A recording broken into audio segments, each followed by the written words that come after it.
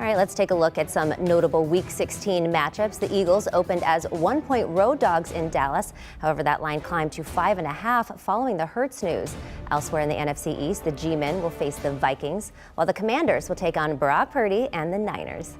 Over in the AFC, Joe Burrow and the Bengals are seeking their 7th straight win and cover as they take on the Patriots. And the week kicks off with the Jags and the Jets at MetLife. We now welcome in CBS Sports NFL writer Tyler Sullivan for some early leans on that slate. Sully, unsurprisingly, the Eagles and Cowboys line has absolutely skyrocketed following the Hurts injury news. Dallas opened up as 1-point favorites, quickly moved to 6 on Monday before being bet down to 5.5. Most of the betting public is still favoring Minshew mania here. Over 77% of the money is on the Eagles. I don't think this is the last time that we see this line move. Which way are you leaning right now?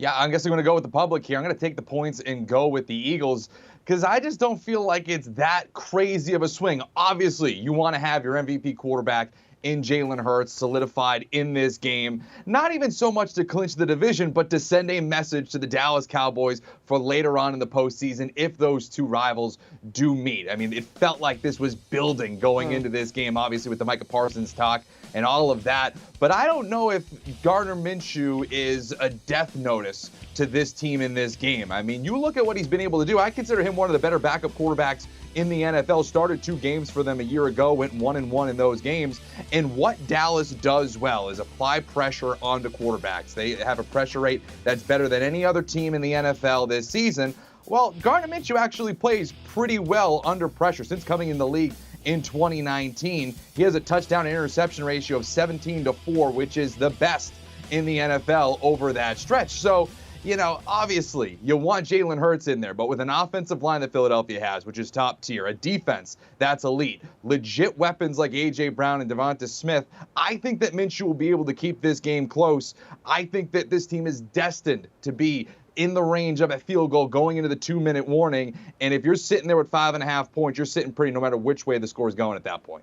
I couldn't agree with you more on this one. This feels like a major overreaction spot. And to your point, I think that this gets bet down even more in and around that field goal range. So if you like the Eagles, grab it at the 5.5. All right, let's move on. The Vikings pulled off the largest comeback in NFL history after being down 33 points to the Colts, though I'm not sure how impressive that win really was because they were down 33 points to begin with. Many laying 3.5, total 48. Sully, these teams rank 1 and 2 in the NFL in one-score wins this season. It makes capping this spread a little bit difficult. Do you see more edge in betting the total?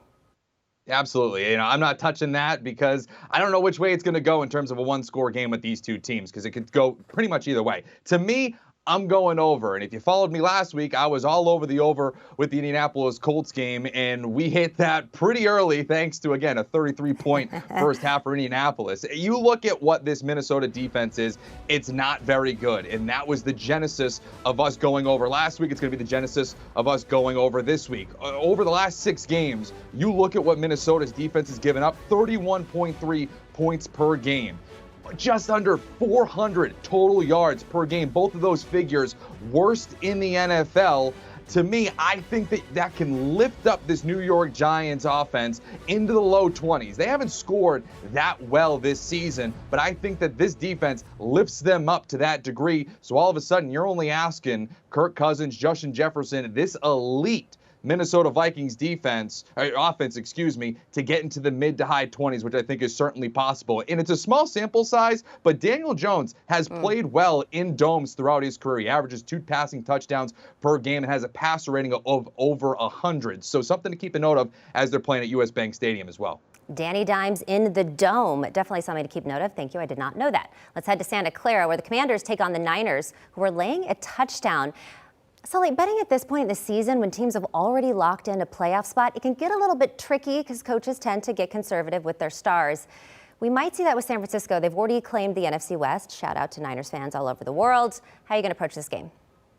Yeah, I'm going, laying the points with the 49ers in the first half. When you have a total that's sub 40 and you're looking at laying possibly a touchdown, that just feels a little icky for me. So I'm going to go away from that entirely and just go with the 49ers in that first half, which is an area where they've absolutely thrived this season. The offense ranks 5th in the NFL in scoring in the first half, a little over 2 touchdowns, basically 14.1 points per game in that first half. When you look at Washington, they rank 26th in scoring in the first half, 8.6 points per game. But for me, it's the defense with the Niners, and it's been that case all season long. It's the reason why they're a legitimate threat in the NFC, legitimate threat for the Super Bowl. In the first half, they are number 1 in the NFL defensively in fewest points allowed. They basically allow just a touchdown, if that, in the first half. For me, this is the way to go if you want to go with the 49ers. Like I said, when it's a sub 40 total at 39.5,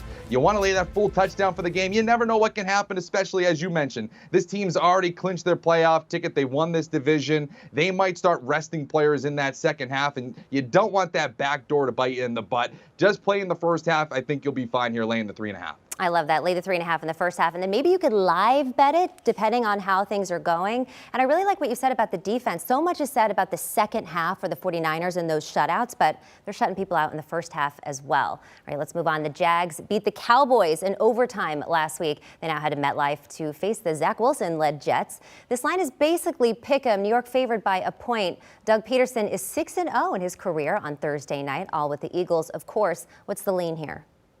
Yeah, I'll go with the Jaguars. And, you know, it's funny. We have Zach Wilson going up against Trevor Lawrence. And if you said that a few years ago, you'd be like, oh, wow, this should be a pretty good matchup. But the road that these two quarterbacks have taken to this game, obviously entirely different. And I just don't want to get in the way of the freight train that is Trevor Lawrence right now. He is playing to the level that we all expected him to be when he was that number 1 overall pick, that generational quarterback that was spoken in the same breath as Peyton Manning, Andrew Luck, and John Elway. He's playing like that over the last few games here. Obviously, the last 6 weeks, the Jaguars 4-1-1 against the spread, and Lawrence has been the key reason why. A passer rating of 111. He has been out of his mind. And yes, the New York defense has been absolutely superb. They're one of the better up-and-coming young units in the NFL. I just don't want to get in the way of what Lawrence is doing right now because it's special. 14 touchdowns, 1 interception. For me, it's such a slim number.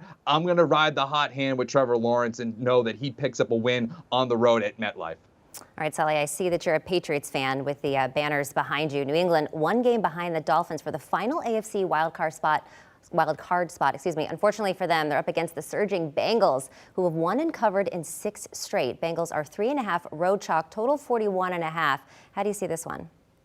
Yeah, I may have the Patriots stuff back here, but if you've been following my bets, I've been fading this team all season, and it's a good reason why. They're just not very good right now, especially this week when they're going up against the Cincinnati Bengals team, as you mentioned, extremely favorable to bet on. In fact, the best team to bet on in the NFL this season, 11-3 against the spread. It's just a phenomenal run that this team has gone on. You even go further out with this Cincinnati Bengals team, 19-3 against the spread in the last 22 games, including playoffs. They are a juggernaut. They are a legitimate threat in the AFC to potentially go to the Super Bowl. They're right there in the conversation with Kansas City, with Buffalo. You can put them in that discussion, and it's because of Joe Burrow. I think he is just one of the more sensational young quarterbacks in the NFL. You saw last week, he can come back from a 17-point deficit. And on the other side, New England just isn't a good football team right now. 3-3 against the spread at home at Gillette Stadium. They're not well coached, as you saw in those final moments in Las Vegas.